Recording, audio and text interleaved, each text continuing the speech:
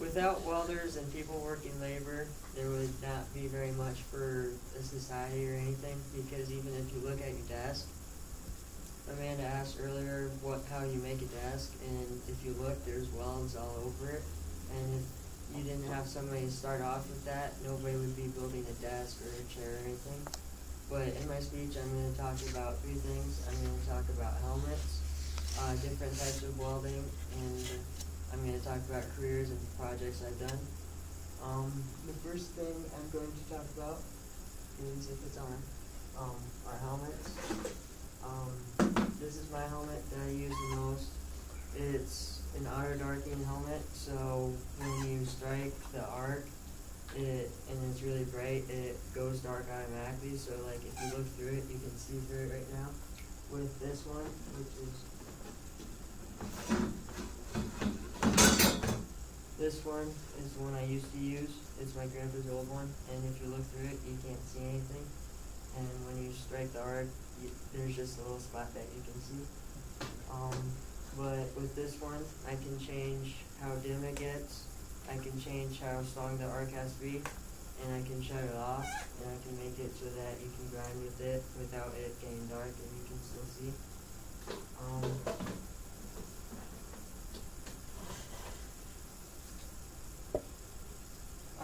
This is called TIG welding.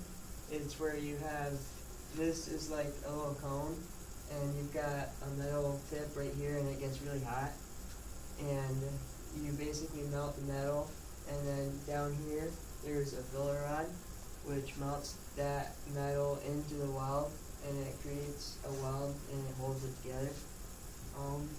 This is called arc welding. Right here you have an electrode, which is, it has a piece of metal in the middle, and it's covered in flux, and when you melt the flux, it creates a gas that shields the weld in it so that the air doesn't get in it.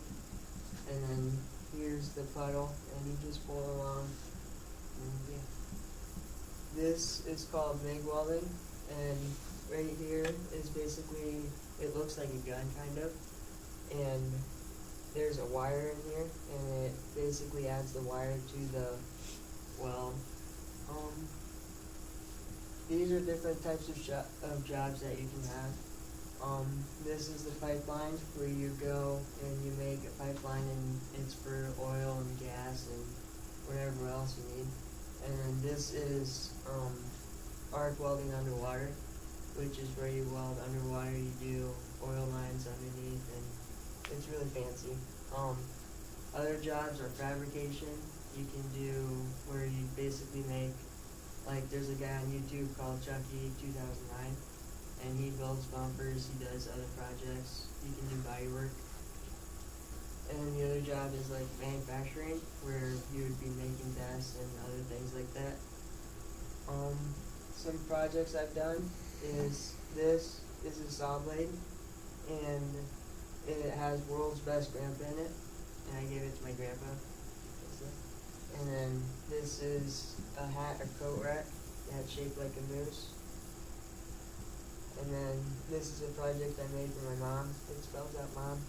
So, yeah. And then another project that I've done is a boot rack made out of horseshoes.